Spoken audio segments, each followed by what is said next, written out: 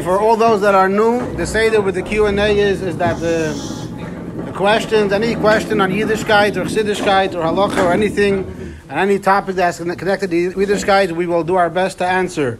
If it's making fun of somebody or if it's asking about individual people, so then it depends on my discretion. That's the word? Yeah. Discretion or discretion? Discretion.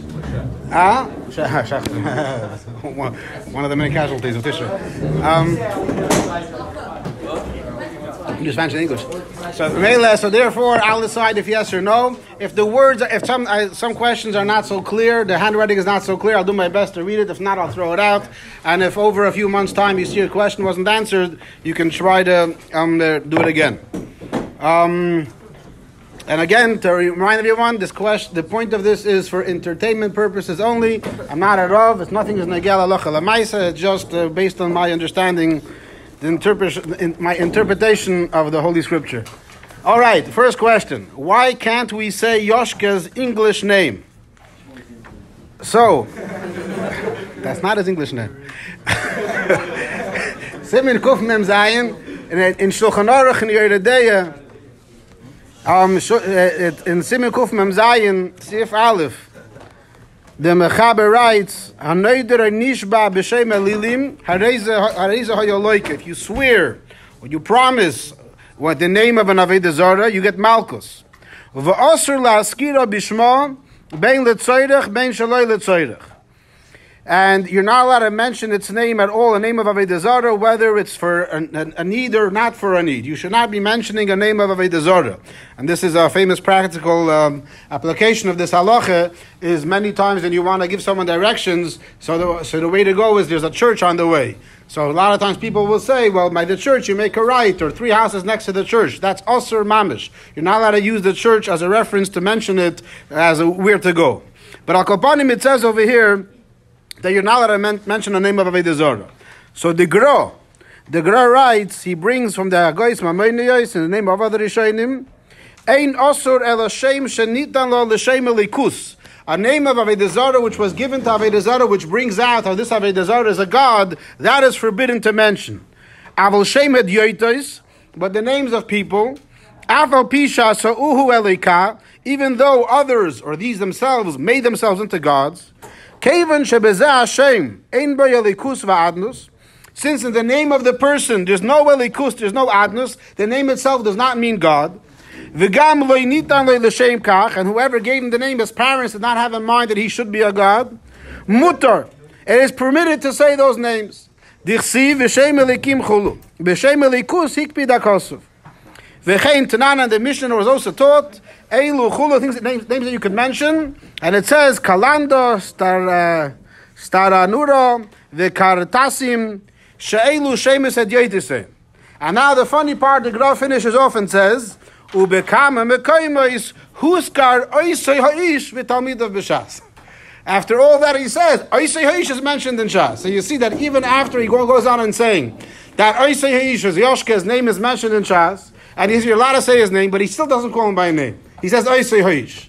So, the answer to the question, according to halacha, you're allowed to say his name, but according to the Gra, but the Gra himself did not say his name. So the reasons might be because even though he made himself into avodah zarah, and that's why it should be a problem, but since his name does not mean avodah zarah, just as happens to be his name, so therefore it's mutar. Yet some people are more machmir. Some say no, that it's mamish associated with avodah zarah, even though I don't see why. Some people want to be more machmir. In Hebrew, the way they say his name is Yeshu, Yud Shin Vav, but the reason why they allow his name to be said in Hebrew is because Yeshu is also Rosh Tevis, Yemach Shemoi V'Zichroi. So that's why we say Yeshu, we have in mind Yemach Shemei V'Zichrei. But to say his name proper, JC, the way people say it, so with Pashtus, according to the Gra, it's mutar, yet you see the Gra himself does not say so. Also, if it's said in a way of swearing, then it's a major issue. A lot of times in the Goyish Welt, when a person gets upset, it's hey, Jay, and he says his name in a way of swearing. That's a bigger issue. That would be for sure would be also. But Stamaz to say his name in Limud L'chayru be mutar, at the same time, the Gra does not mention his name.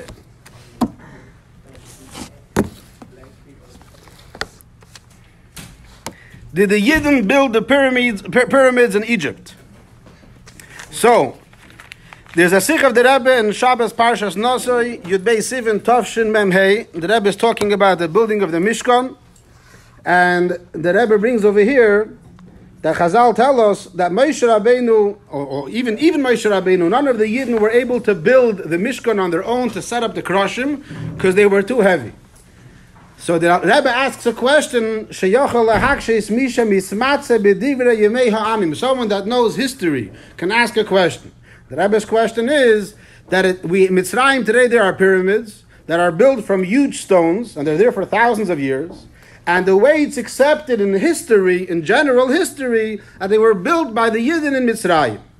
And a proof to this, says the Rebbe, because the Pasuk says, "Vayiven Ari Miskenois Leparias Pisaim Ves Ramses," and Chazal tells us, Rashi says, these cities were Arim Chazokois Ubitzurois La'oitzor, strong, powerful cities that were meant for storage to protect things over there. And the Rebbe says that these stones are not small stones; they're huge stones, and they've been lasting for so many years. And the Rebbe says, and I remember as a child in Cheder, that when Melamed wanted to bring out something that's very strong and powerful, he would say Pisum and Ramses. Even though in the Gemara it says that when the Yidden built Pisum and Ramses, they would tumble down and crumble as they were being built. Nevertheless, when you want to bring out something which stands for a very long time you say Pisum and Ramses. So the Rebbe asks the question, so how were they able to build the pyramids? Obviously there had to be a lot of people that were very strong, and together they used these huge stones. So the Rebbe's question is, if so, what's the big deal about the Mishkan? The Kroshim of the Mishkan, there was wood. So wood can be very heavy, but even a huge piece of wood is not going to be as heavy as the stones that were in the pyramids. And the Rebbe answers that over there was Avidas Perech, and the Eibusher didn't want the Yidden to have to build the Mishkan in a way of Avidas Perech. Akoponim, in this Sikha, the Rebbe says, the Rebbe is not saying it as he's saying so, he's saying it as this is an accepted klal in history that most historians will say, that the Jews are the ones that built the pyramids. Today, modern historians, especially Egyptologists, it's a good one, huh? Egyptologists. I thought someone made it up, but it's like a studying of Egypt. So the Egyptologists, they claim that today some of them are saying that no, they did not build the pyramid. Why? They have to come in the Rayas. They found that it says somewhere that they would pay the workers. So if they would pay the workers, that couldn't have been the Yidden. The Yidden were slaves. They wouldn't get paid. I don't know exactly which receipt they got from Menards or Home Depot, exactly what they saw, how much they charged for the stones. But Chalifin, there is a svara like that the Yidden did not build the pyramids, but the Rebbe is not really getting involved in Machriya. The Rebbe is just saying, according to the accepted opinion, the Rebbe is saying what he has to say, but it could be that Taka someone will prove differently, it won't be Akasha. But to answer the question in short, but Pashtus, yeah, but Lav Dafka. Didn't they get paid by the beginning? In the beginning, they tricked them to go and work for free. Pari himself worked as well. How did they trick them? Huh? The Gemara says that they said we're doing something patriotic. Whoever lives in Egypt for the past many years will come together and build something. And Pari himself went to work as well. So they all did it as a patriotic thing. And then once they started working, they said, okay, you could do so much, now you must do so much. And if you don't, we're going to beat you up. Wasn't Pari really short? Yeah, and Afal Bechen. Yeah. So that was the whole thing. Even Pari, that's such a short, he's an invalid, and he can still work, so you guys for sure can do work.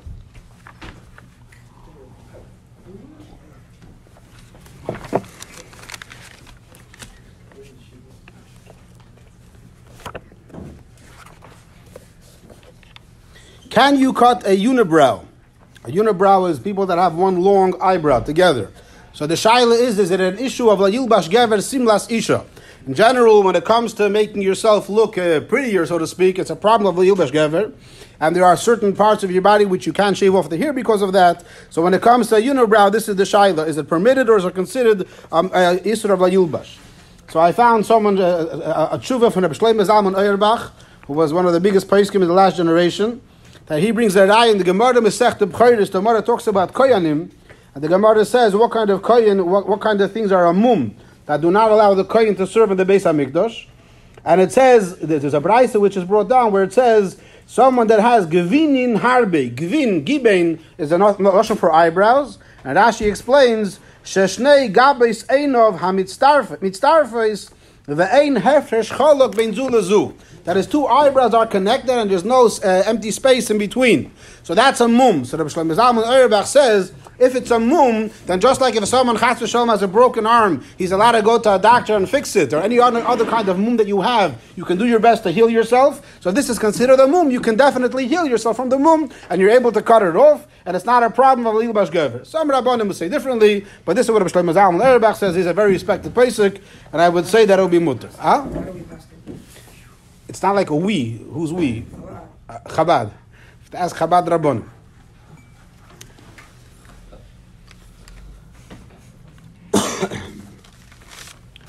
Another question about Yoshka. I'm sure you get this question a lot, but what proof do we have that Yiddishkeit is the one true religion?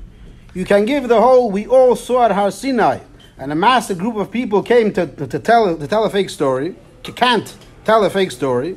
But what about Yoshka walking on water story? It is, I don't know what it says, but yes, it was told by thousands, and it doesn't change. So, first of all, I don't know exactly the story of Yoshka walking on water. I know that people say so, but I don't know the pratim about it. But either way, even if there were thousands of people that witnessed it and saw it, it doesn't mean that it's a Eibishter. You could ask about Yoshka, you could ask about Bilam. It says Bilam, Klal Yisrael saw Bilam flying in the sky. It was actually flying. So there are many things that Goyim did, that they used magic to do many kinds of things. So even if the story is true that Yoshka walked on water, which I don't know the pratim, I don't know how many people saw it, but even if, who said it wasn't an element of magic? And magic is not a problem. We have stories of magic all over. The Chiddush, Lahavdil, Elef Havdalas of Matan Torah, is by Matan Torah, we saw the Eibishter saying, Anoichi Hashem Aleikecha, I am your God. God, Yoshka himself never said he's a God. That is Talmidim later, they made into that. He himself never said so. Here the Eibishter revealed himself from the heaven, and he said, I'm God. He revealed himself to 2 million people. Everybody saw it, and they passed it on to generations and generations. So, there are other proofs about Yiddishkeit that says, it could be a huge discussion. You can spend years learning about it, learning Chassidus and learning Chakira and so on. But this particular question which the Bachar asked, so then the answer would be, yes, this is a very good proof. And you don't have any other story in the history of anybody else where thousands of people came and they said that God revealed himself to them and said, this is who I am. Even if the story is true, it has nothing to do with being a Eibishter. You can't see Hashem. But then Hashem showed himself. They heard him. Rashi says, Hashem bepashas, Hashem showed himself. Whatever. They didn't see it. But they didn't see Koil. But they knew that Hashem is talking to them. They sensed, it was very clear to them that Hashem is talking to them now. Whatever that means, it doesn't mean that they saw a physical form, obviously. They sensed this is Alikus. Huh? No. Huh?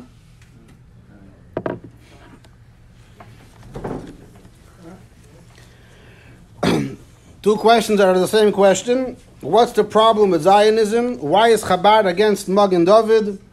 The state, country, and anything to do with it.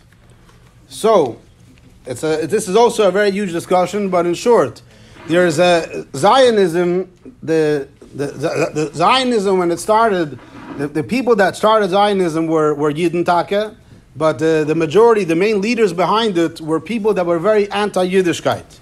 And actually, when they started Zionism, they were looking into other countries and to make the other countries the state of Israel, the state of the Jews. Who knows where they were looking into? Uganda. Where else? On the mountains, like where the... Kafrisin, Cyprus. They were looking into other countries. They had nothing to do with Eretz Yisrael. They wanted a place where the Jews can stay.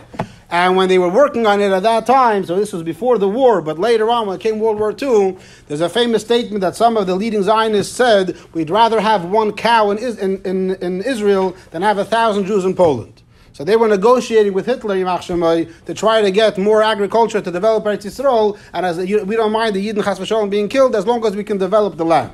Those were the people that started, those were the main people behind Zionism. These people were the people that were completely against the Eibishter. And every declaration of independence, every country, when they become a country, they make some kind of star where they announce what we're all about. Every country in the world, in their star, they mention thanks to Hashem for bringing them to this state where they can have their own country. The only country in the world that does not mention the Eibishter in its declaration of independence is Israel. They do not mention the Eibishter, and there was a Rav that was trying to be parallel on them, so they did him a favor and they wrote Sur Yisro. The word Sur means the rock of Israel. They didn't want to say Elikei Yisro, they wrote Sur Yisro. And even though in Tanakh, in the davening, we call Hashem Tzuri V'Goyali, Hashem is our rock, and a Fruma Yid can tie Tzur, meaning the rock of Israel, the Eibishter, but the Bedavke did not write it Eibishter because they wanted to say, no, we are the rock, we the people, we're the ones that are very strong. So Zionism was very much against Yiddishkeit, against the Eibishter. That's how it all began. That was their kavanah. They wanted to make a nation, just like Lahavdil, there are other nations. There should be a nation that happens to be, our family lineage happens to be to the Jews, but other than that, nothing to do with Yiddishkeit. Of course, when they ended up going to Eretz Yisrael, then the question was, there's an interview with Ben Gurion, one of the leading Zionists. Someone was asking him, like, why'd you guys come to Israel? And he kept saying, because we were here before, yeah, but Hagufa, so find somewhere else.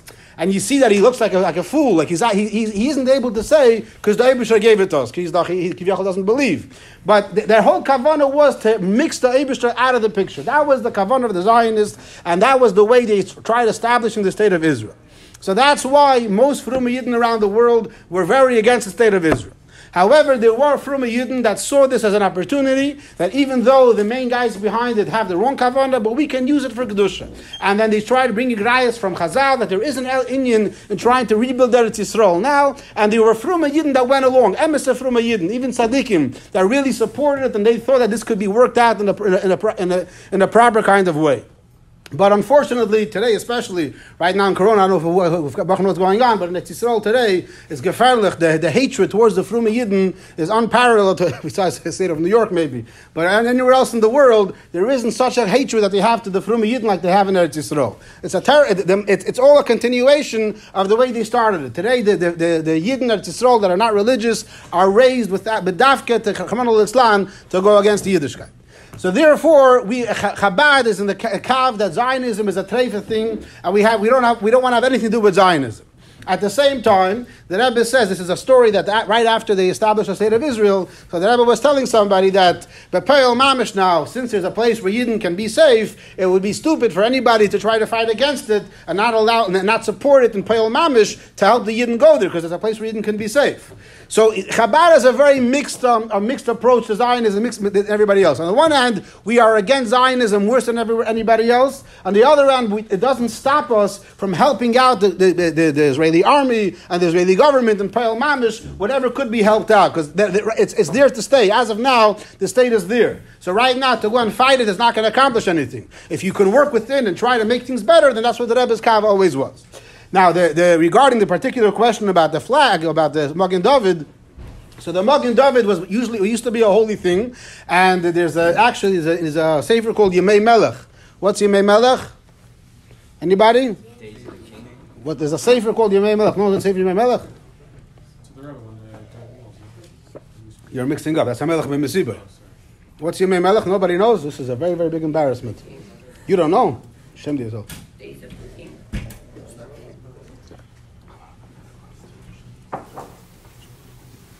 Yemei Melech is a biography of the Rebbe. 3 volumes, and it goes through the Rebbe's childhood and before the Nesias. Very, very interesting stories that are there.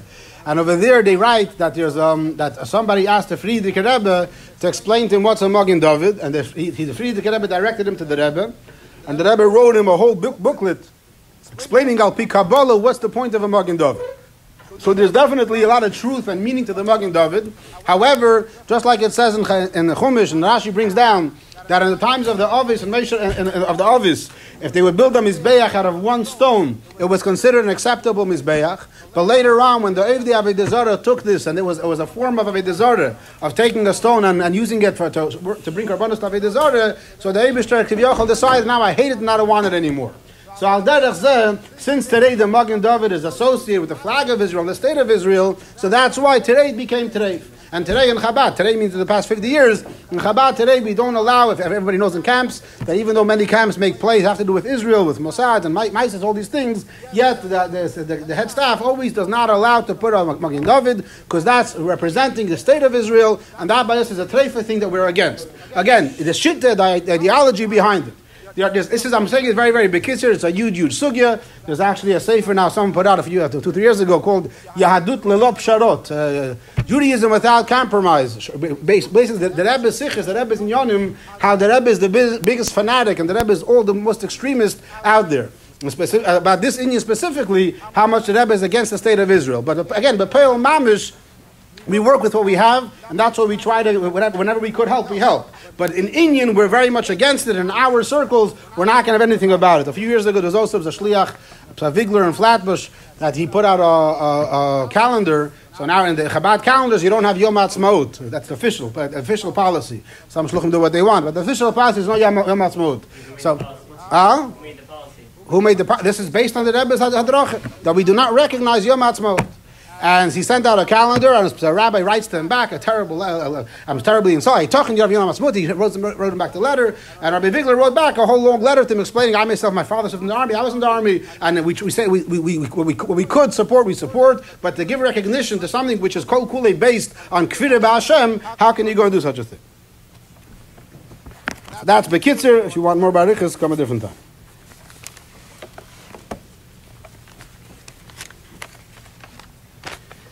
If someone doesn't eat cholent on Shabbos, do you have to check his yichus to make sure he's Jewish?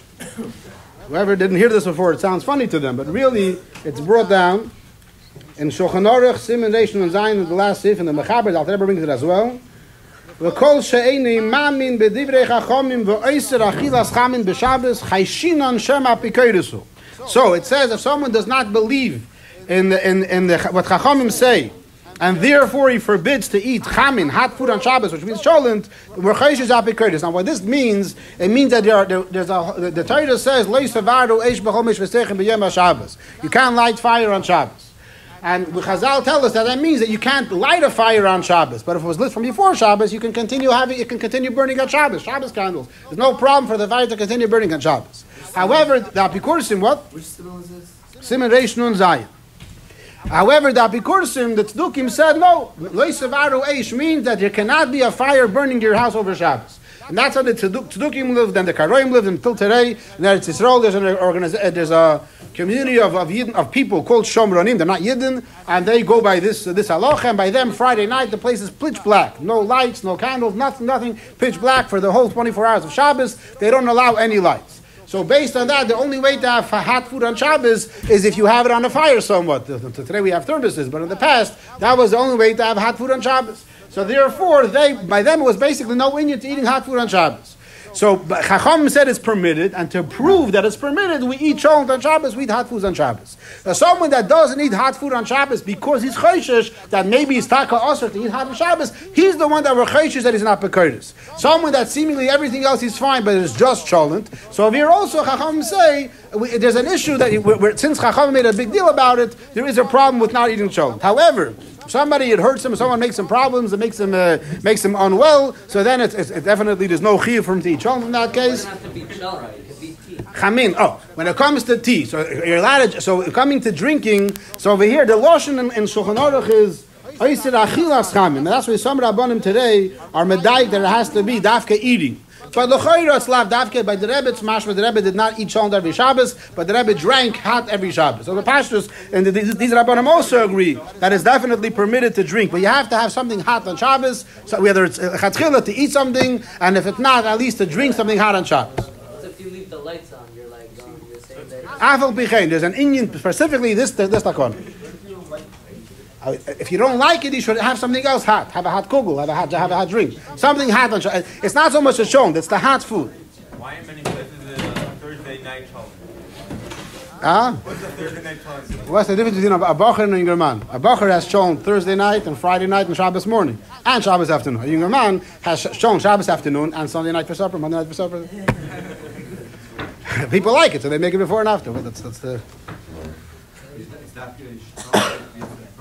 And it's Dafka Shabbos days, Mash. Dafka Shabbos day. Have hot food.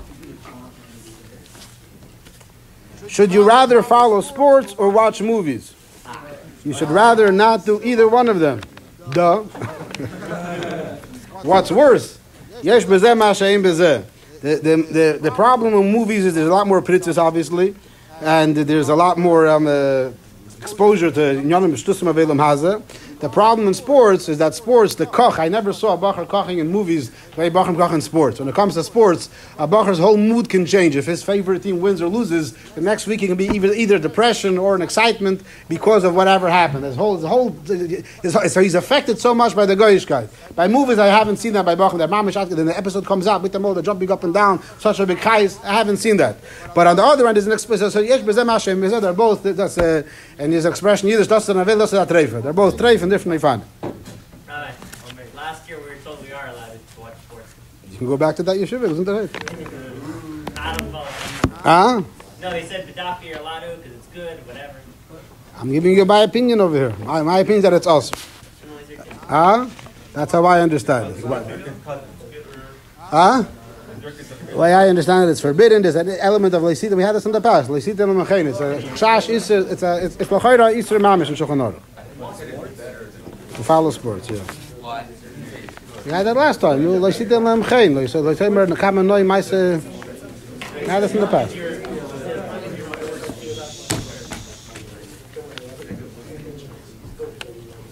Okay, this is a long question. It's connected now what you're learning about Mitzvah, some of you.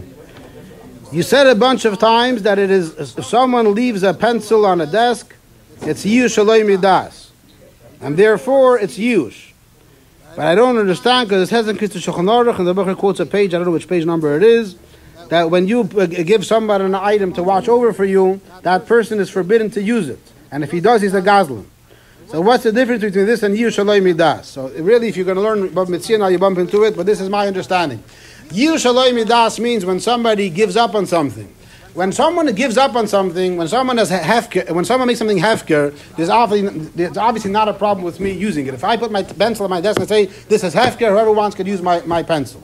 Yush shaloi midas means I give up and I don't remember that I gave up. So it's yush shaloi midas lo yavi yush. But the point is, if I leave a pencil in zal on a desk and I come back the next day, you ask the regular bacher, do you expect your pencil to be in the same place and untouched? What's the answer? No. Huh? Anybody say yes? I want it to be yes. Not wanu. What do you expect? You expect it to be there in the same place? If you have a designated place, if it's not it's not in your cubby. If you left it on the desk, you expect it to be in the same place? You really think so? Huh? No. You left your pencil on the desk. No. You forgot to put it away. The average bacher, I think, more than the average bacher, I would say 95% of the bacher, I think anyone like that, maybe some guys will different. Most bacher will assume that it won't be there. When you assume, your assumption that it won't be there means you're basically giving up. That's what it means. You're giving up in your mind on having the pencil there when you come back. Since you gave up on it, once there's yush is hefker. You're giving, even though you don't want to, but once you gave up on it, it's hefker. Once it's hefker, you're allowed to use it. If I ask you, can you please watch over something? If I give you my bike and I tell you, please watch my bike for the next 20 minutes, for the next 2 weeks, whatever it might be. So if I tell you, please put it in your garage, I want you to watch it for me. In that case, I don't assume you're going to use it because I only asked you to watch it, not to use it. And I know you're putting it in your garage, you're not going to. So there's no yush involved, there's no hefker involved. That's why it's forbidden. That's what the Shulchan Aruch says. But if you leave something in zal, something applies to shampoo in the mikveh, the more classical example. If you leave a bottle of shampoo in the mikveh, and you come back the next day, do you expect your bottle to be there with the same amount of soap that was there yesterday? Huh? You obviously don't go to the mikveh. So obviously, people use it. So since people use it, and then it's used. The only question is, did the owner remember? Did the owner notice it yet? If the owner didn't notice it, then it's yush shaloi midas, and that's a problem. That's yush shaloi midas lo have a yush. But if it's been there for a while, b'derech you can safely assume that the person knew about it already, and therefore he gave up already, and therefore right now it's hefker, and l'chatchila you're allowed to use it. It's mutter for you. What's the first people that used that? Not the first person. The question is, whenever you used it, at that point, did the owner remember that he left it there or not? If he did not remember, even if it's there for a week and he didn't remember yet, then it's usher. But if he remembered, as soon as he remembers, then it's mutter for you to use. Huh? That's complicated. And that might be a reason why it's taka usher. Why are poker cards bad? Poker cards, playing cards, the cards that have the jack, the queens, and the kings, not Uno cards. For some reason, Azay is ungenommen. The Kedushas Levi, The Sefer the Berditchever writes that every card has a tremendous amount of tumah in it. He speaks about Hanukkah, because Hanukkah, a lot of times people play with dreidels, they end up getting into playing gambling and money, and from there it leads them to playing cards as well. So the Berditchever in Sheva Chamedim, they bring it down by Hanukkah. The Berditchever said that every card has a tremendous amount of tumah, and therefore it should not be in a Jewish home, it should not be used at all. Question is, if you have a solitaire on your computer, so is that considered playing cards? The answer is that the computer probably has a lot more shmutz in it anyway, so b'chal should be thrown out. But Akoponim, that's the explanation. What if you let's say use it for magic tricks, not for the sake of... It's a good question. I would say it's also. I would say it's forbidden regardless, but it could be in Svara that it might be different. If it's different pictures, l'chayr, it's not the same thing. As you see by many families that the poker cards, what they call, people do not have, Chassidish families, but Uno cards and the like, people will have. So mashma that it's not the same thing. How do we know it's the same thing for the calendar Berditchever? I don't know. That's a young room. Ad kan. Oh.